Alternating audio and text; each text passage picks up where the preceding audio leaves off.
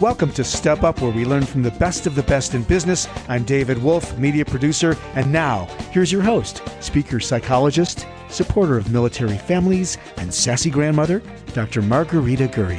Hi, David. We have with us today an amazing guy. He's a real stand-up gentleman and business person. His bio is one of the most fun I've ever seen, and it's Sean Walchef. Sean, thank you for being here. It is truly an honor and a pleasure. Thank you for having me on. Well, we feel the same way, sir. So let me first say what struck me with your bio. It was truly one of the most interesting, is that my favorite part is you talk about being a proud new father and lucky husband to your Bulgarian bride. Mm-hmm. That touched my heart like nothing else. So how old is the baby? Your son, I believe, right? My son Colleen, he is 8 months old, and I just put him down for a nap. Mondays are mandatory Mondays with the wife and the son, and it was just very important, and she knows how important it is for me to appear on this awesome podcast, and I'm honored to be here. Well, thank her for sharing your normal Monday time that she has, you all to herself, and tell her thank you so much. I saw pictures of her on your website. She's beautiful. You're very blessed. Oh, I am very blessed, and yeah, my son gets all his good looks from her, obviously. Well, I'm sure you contributed some. You don't look so bad yourself. Thank you. The other thought I was really interesting, that I thought was interesting, was Pro Football's Ultimate Fan Association member class of 2017, Bolt Pride #. What is that? Tell me about that. So there is a Hall of Fame, so to speak, of fans.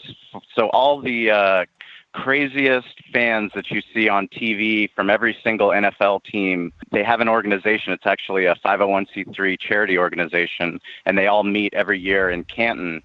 You actually have to be vetted for the program, so you can't go and just apply. You actually have to someone has to sponsor you, and then you have to go through an application process. And I was so fortunate to have Rafael Alvarez, who was the godfather of Bolt Pride. He chose me and the group down here, and I got in last summer out in Canton, Ohio, and it was incredible, an incredible experience. Talk about, one of the things that Dave and I get to do is we talk with the best of the best in business, and you are, I think, the personification of business excellence. If you're an amazing guy, you make an amazing business, and people know you. So why was Ralph Alvarez so sure that you were the ultimate fan? What did he notice? So for Pro Football Ultimate Fan Association, it's about fellowship, sportsmanship, and charity. And charity is one of the biggest components, because giving back, no matter what your platform is something that is just intrinsically important. In Canton, they have a Boys and Girls Club that they go to, and they donate backpacks to and school supplies, and they get all dressed up and take pictures, and it's just this incredible experience for underprivileged children that they wouldn't have that otherwise. And, those are the important things in life, and we've really tried to do that at our business. I own a barbecue restaurant with my wife, and kind of an offbeat part of San Diego, and we wouldn't be in business today if it wasn't for digital marketing, but if it also wasn't for embracing community and really giving back and finding out not just what we can do for our four walls of our restaurant, marketing inside, but how do we take care of the village? And we talk about a village a lot, because there's something to be said about feeling comfortable when you go into a place, and hospitality. People want to be welcome, and that's really where a competitive advantage lies. Oh, yeah. I love this integrated idea, this approach that it is about communities. It's about true emotional connection.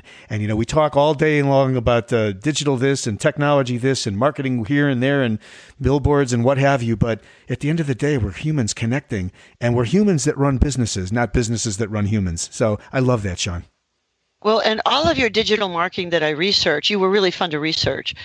It was it was all warm and fun and funny with, it's kind of like come as you are. I mean, I felt like you weren't just putting on your Sunday best, and it was adorable. And I love even that you named your Monday, mandatory Mondays with your wife and son. You seem to have a brand that's just consistent with you, which is way cool. just interesting. We live in a world where, when we opened the restaurant in 2008, it was a different place and it was a different time. My son, he was born on June 29th, 2017. And the significance of that date was the 10-year anniversary of the first iPhone's release. And to think about what's happened, in the last 10 years of running our restaurant and what we've been able to do, and the fact that you and I and David were having this amazing conversation, podcasting, it's all because of the internet. And, what we used to have to do as a restaurant owner to get people to come in and what we can do now with all the tools that we have available. I mean, that's why we're so excited to be in business. It's really a global opportunity for small business owners. It is. So you seem to have embraced the secret of using the digital platforms. What is the secret that most businesses don't seem to grasp? The secret is you have to be uncomfortable. We started our own podcast, and it's a very difficult journey to put yourself out there and to be vulnerable. And Yes. it's such an intimate audio experience where people are connecting. If you're telling stories, and Derek Marceau, he owns a butcher shop, and with myself, we interview other entrepreneurs. We interview other people in the barbecue industry. We interview other people that want to open up a restaurant. We talk to people that are in sports entertainment. We're just so fortunate that barbecue has opened up so many doors for us. But because of that, then we have a platform where it's selfishly forcing us to learn more, to get back to that thing that my grandfather taught me that was so important, and that was to always be learning. When you're always learning, you put yourself in a place where you can actually grow the most. And it's not comfortable to be on Twitter and to put a profile up, a profile picture, and to talk about yourself. But if you're not doing it, then not only someone else isn't going to do it, but you also might miss out on an opportunity to appear on an amazing podcast or to change your business forever.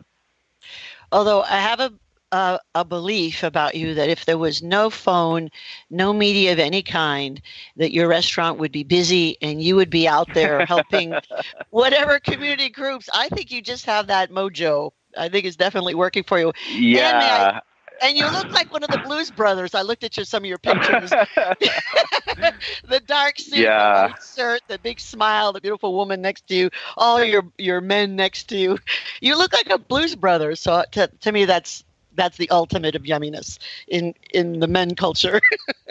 I appreciate that. That's really cool. So you mentioned your grandfather, and I know that he was a huge part of your life. Please tell everyone about your grandfather and why he has such a continuing impact on you.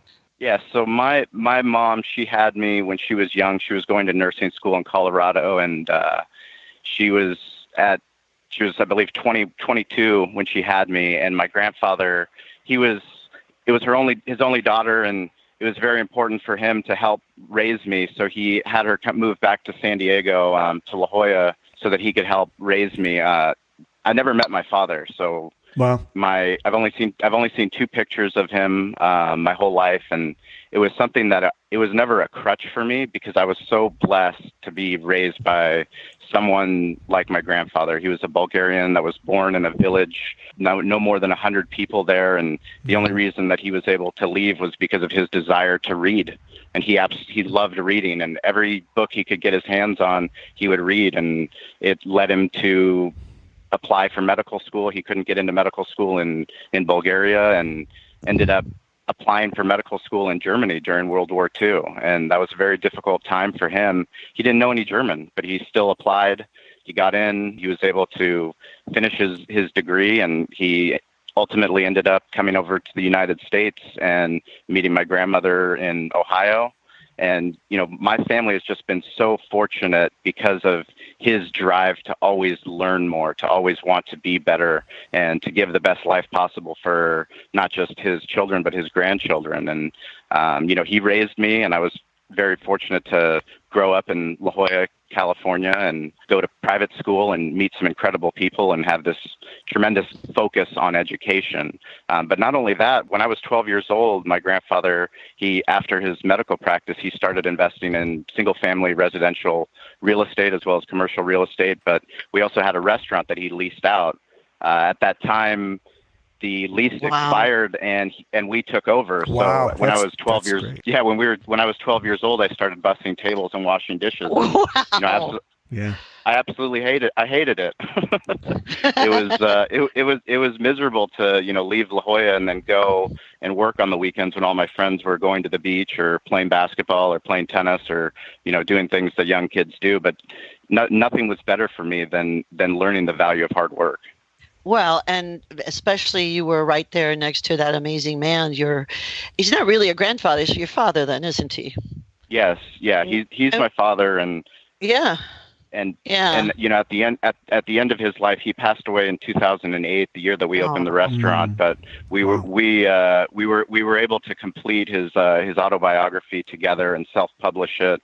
I helped him with that. I wrote the foreword to his book, and then I got it translated into Bulgarian so that we could share it with our friends and family back in Bulgaria. Oh, cool! That's so cool. And then we got the book into the library in his village in Portum, Bulgaria, which is something that I take a lot of pride in. Yeah. Oh yeah. Helped him secure his legacy. What a good boy you were. That's nice. Yeah. Well, he was an amazing man to me, and he was my best friend. He still is. He's with me every day. And, I'm just so fortunate to have the life that I have because of the path that he paved for me. And is that how you ended up with a Bulgarian bride?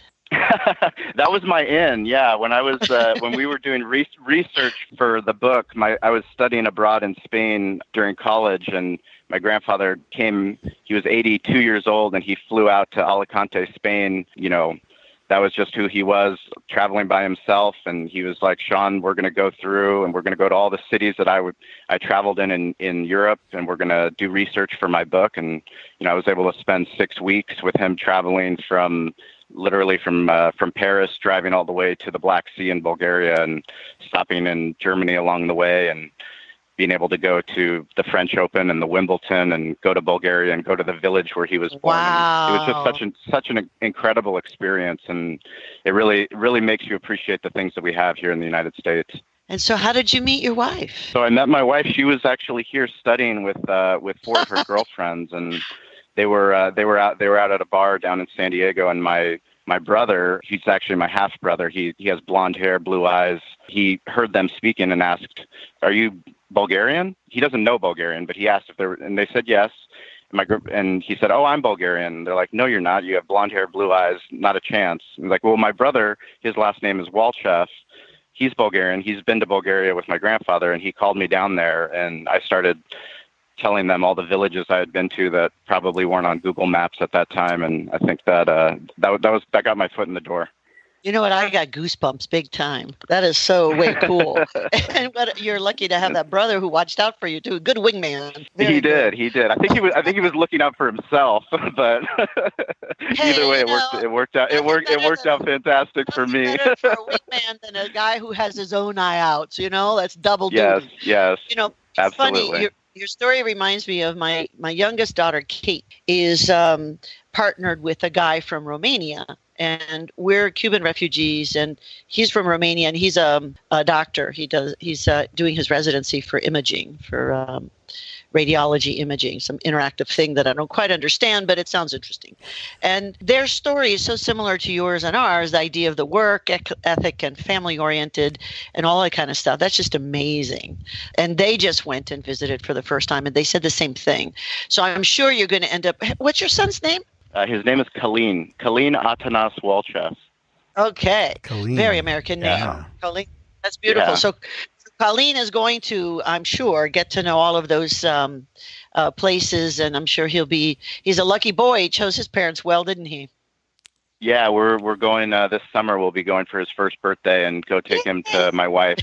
Go see his great grandparents. Oh, wow. They're both of the villages, and yeah, we live in an amazing world. My grandfather, when he was, living in the United States, he would write a letter and send it to Bulgaria to his sister, and it would take 7 months to get there. And now every single day, my wife, she Skypes with her mother and her father and her brother in Bulgaria for free. Yep. For hours on end, and they get to see Kalin, and they get to spend. Honestly, they're probably closer because of the internet than they would have been if we lived three doors down in Bulgaria. Perfect. I love it. Isn't that amazing? So In terms of being the best of the best in business, I can see that one of the best ingredients that you certainly have isn't your beef, isn't your restaurant, but just your love of life, and you certainly are so genuine. Tell me about your next steps with your restaurants. I mean, tell me first all the things you're doing. I mean, you've got your hands all over the place. What are you up to, sir? So I mentioned Derek Marso, the butcher shop owner. Him Yes. and I, because of the podcast, the podcast has really become the North Star for our digital marketing efforts, and it's forced us to meet every single week. We organize an amateur barbecue contest in front of our restaurant. We've been doing that this will be 9 years coming up this fall, and we raise money for local youth charity. That's really how the event started and took place, but it allows us to promote the sport of barbecue, to allow people to come together, to give the community something to celebrate. And we also have a professional barbecue contest at the Del Mar races, which had we not done the small event, we would have never gotten to the bigger event. So we have both of those, and the podcast has allowed us to meet every week and talk to other business owners, talk to other potential sponsors, and really just find out people that are doing things that we admire. Because there's so many incredible opportunities now because of the internet, and because of podcasting, because of Twitter, because of LinkedIn. And, we live in a place where things are changing. The internet is changing the way that we do business. And as a restaurant, we own a single unit restaurant. And for us to be successful, we have to understand what's going on, and knowing that just because it's worked for the last 10 years doesn't mean it's going to work tomorrow.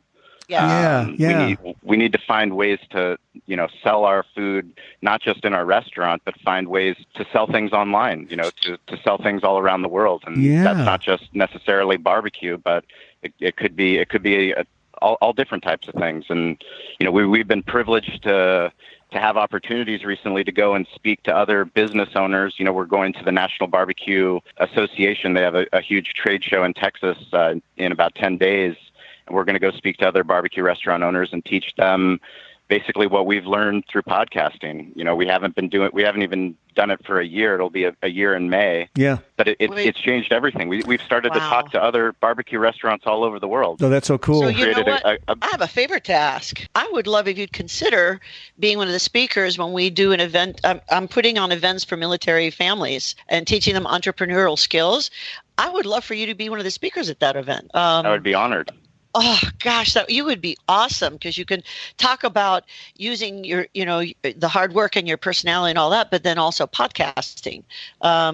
You could help many military people, the families, the veterans, active duty people, whether they're Guard, Reserve. You could help many of them fulfill their dreams and improve the quality of their lives. Man, it's amazing. I actually met with a military-focused organization that helps people here in San Diego, and podcasting is just always top of mind. And I talked to them about how they could use podcasting for their 501c3 to really get their message out in a way that we've worked so hard as business owners, people that run nonprofits, to try to get on television, to try to get our message out, to try to get on radio. And podcasting allows us to really niche down to what we care about and do it in a way that it's ours. It's our own. You chose to have me on. It wasn't, you didn't have to run it up any flagpoles. Nope. No. And you're really inspiring me. We'll talk as well about a lot of things, but I have a couple of ideas. There's a wonderful spicy barbecue show in Albuquerque every year. I'll hook you up with the sponsor. He's been doing it for 20 years, and he'd be a marvelous influence and speaker and whatever it all means. Several hundred barbecue sauce makers show up at this thing, and people that make grills and inventions and innovation, and it's a lot of fun. So you'd enjoy knowing about it, Sean. I really appreciate and then on the podcast thing, you. we've got lots to talk about that, because of course this is my Kool-Aid, and Margarita knows that as well. So that's true. I had a couple questions about your business. There's some themes here that I noticed, and maybe Margarita was about to ask you, but this idea of cashless, what does that mean? So we've been taking a real hard look at, in California, our minimum wage is going up to $15 an hour. Mm-hmm. We've always been so hospitality driven that we make a point to make sure that there's always a host up at the host stand. I'm sure you've all walked into a restaurant where there's a sign that says, please seat yourself. And we all know that you go and seat yourself, and then it takes 5 minutes before a server comes and brings you a menu. And, for us, when someone comes into our restaurant, we want someone smiling and welcoming them so that they feel like they're at home. They feel like there's someone's going to take care of them, because that is our competitive advantage. And, to start taking a look at that is, how do we, if we open up another location, what is it going to look like? If we're going to continue to do what we're doing in Spring Valley, which we plan on doing, how are we going to continue to make decisions that are going to help us operationally reduce some of the labor costs that we have? And, I've started to look, and a lot of the time that my managers, my bartenders, my servers are doing is counting cash before their shift and after their shift when they're doing checkouts. And it's been a significant amount of time every single day, and then going to the bank to make change when, in fact, it's only about 20% of our business. I mean, 80% of our payments are coming through credit card. So, I've started to do a lot of research, and Tender Greens is a concept here in San Diego that they went cashless in January. And, I'm trying to find out how it's working for them, because you never want to turn away any customers, but you also want to stay in business. So, it's a fine line of, not driving away any customers that, they're paying cash, but, it's kind of being in front and having our pulse on what's going on in the industry and making sure that we can adapt so that we can provide a great customer experience. We just recently got our menu online so that people can order food on their smartphone and then come and pick it up and not have to call the restaurant, wait on hold, if we're busy, and then take about 6 minutes to put their order in. They can just literally do it on their phone, and I saw your waitlist making it convenient. Thank you. Yeah, that was.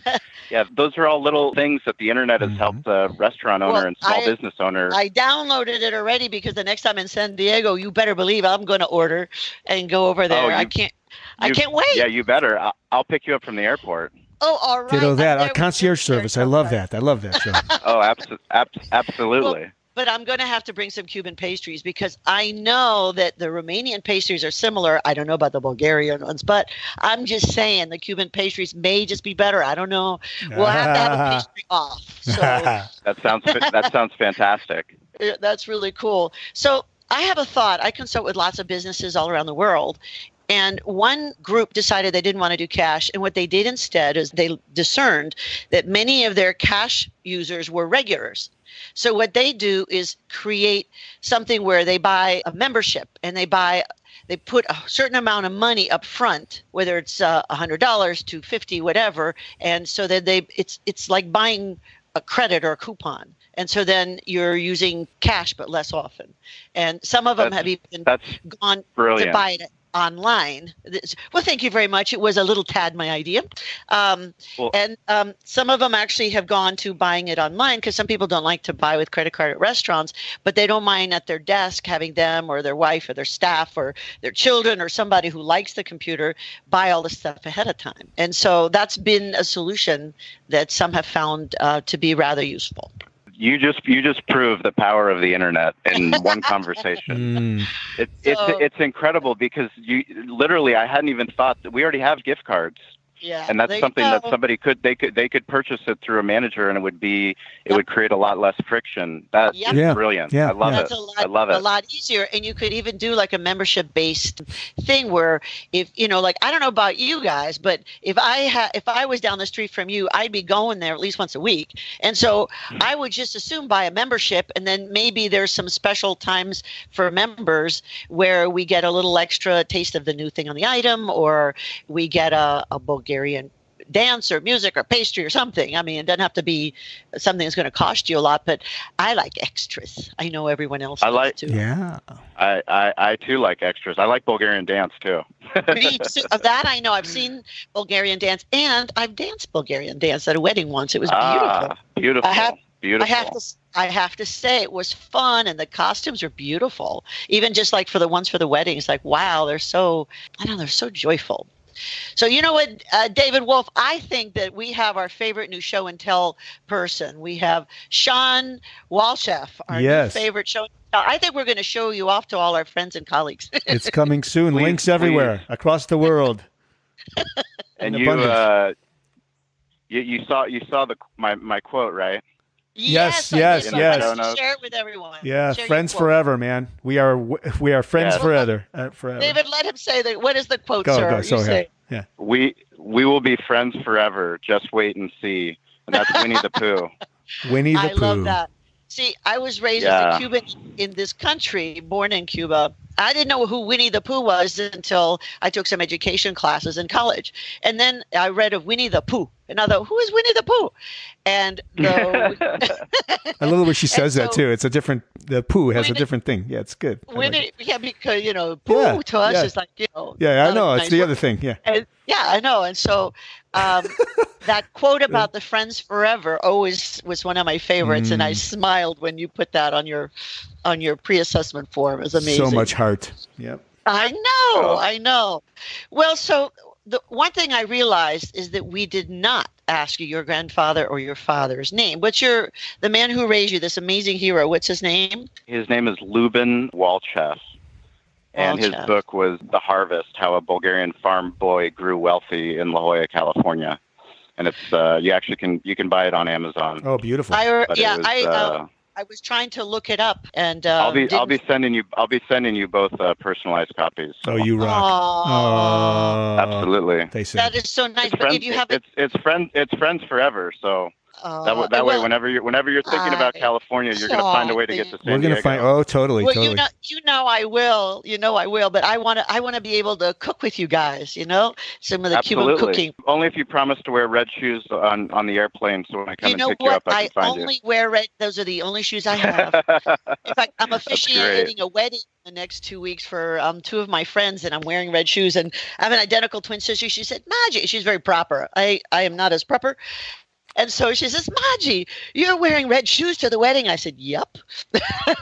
I wear them everywhere. Absolutely. I wear kayaking. Even my chancletas, my flip-flops are red. So.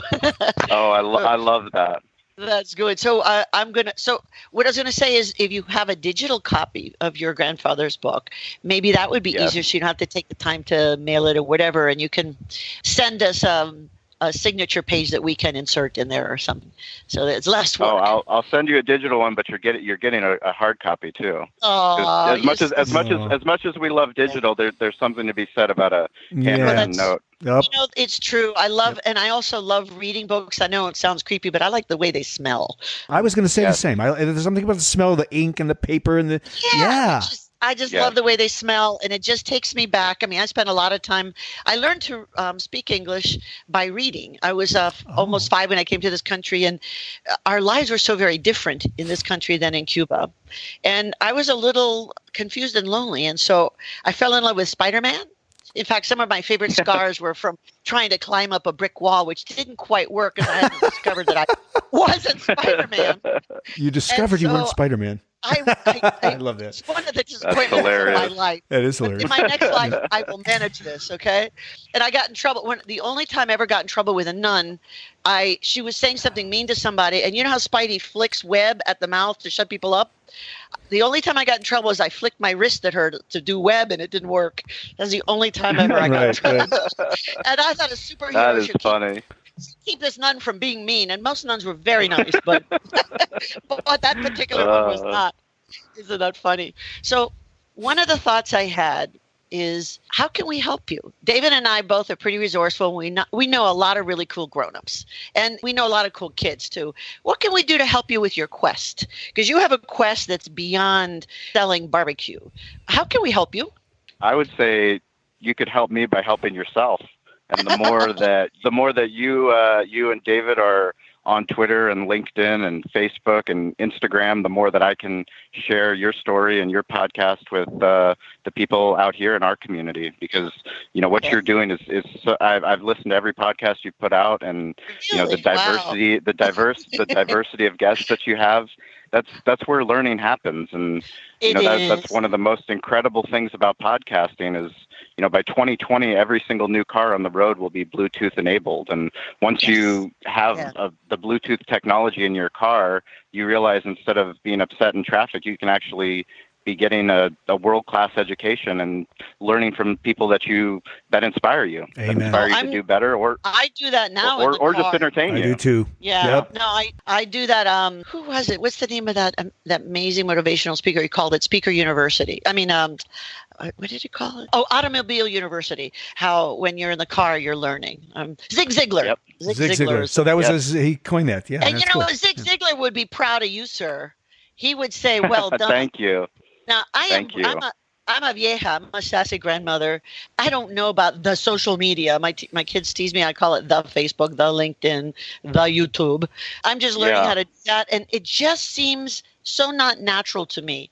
Give me advice. How am I going to pass this barrier where it seems like it's just complicated and hard and help me with the of it all. The factor. I think the biggest thing is it's definitely difficult, but you just have to embrace it being uncomfortable and do a little bit every day, because then you learn how much access you have because of it. And you're doing such incredible things that it has to be on Twitter to be shared. It has to be on Instagram to be seen. It has to be on Facebook, because that's the virality of it. And it's storytelling. You're helping people change their lives and inspire them.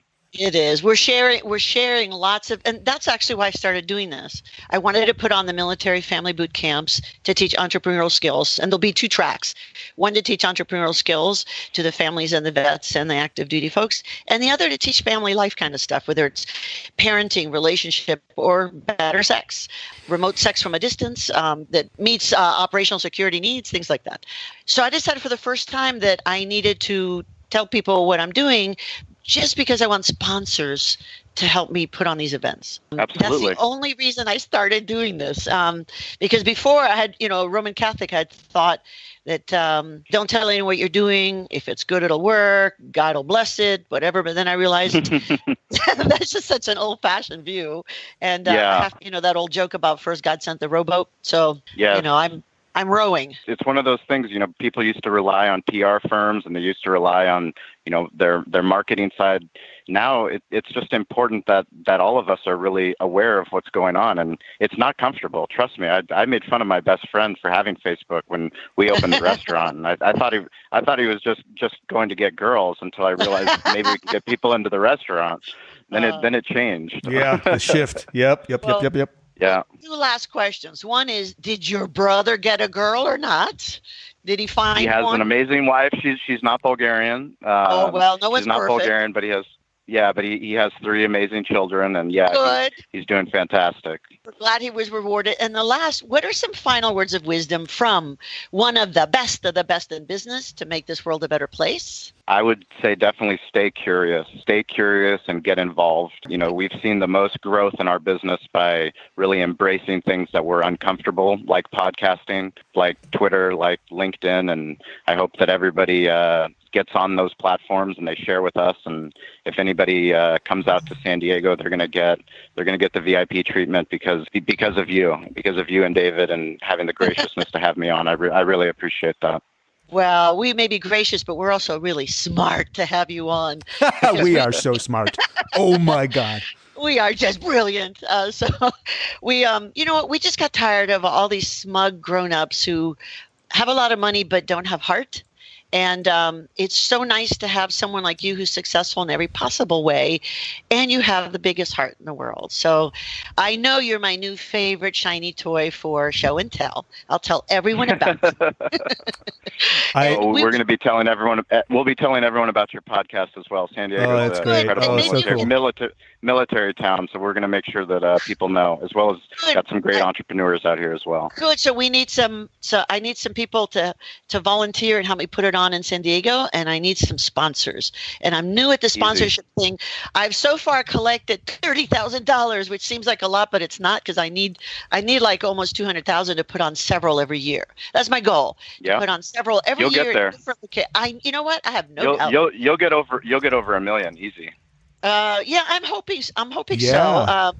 It feels so right. This is something I had in a dream. I woke up from a dream a few months ago, and I had to do this. So I learned how to do the sponsorship stuff, kind of. I mean, a pretty quick study, but I always trying to make it better. And but I'm not good at asking. So I'm learning. Speaking about being uncomfortable, I'm learning how to ask, and that's pretty good. So is there something in particular that you would like us to say in our social media comments, since you're the social media pro? Is there something in particular you want us to say? I want you to say what comes in your heart. Oh, well, I'm going to tell you your favorite new shiny toy. Yeah.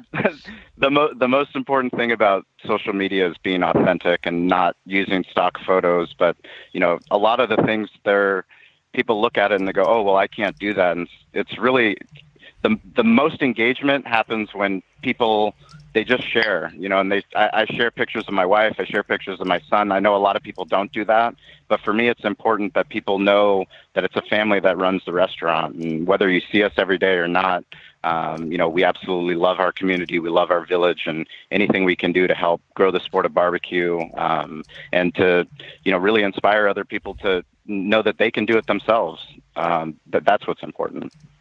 Well, you're an amazing entrepreneur.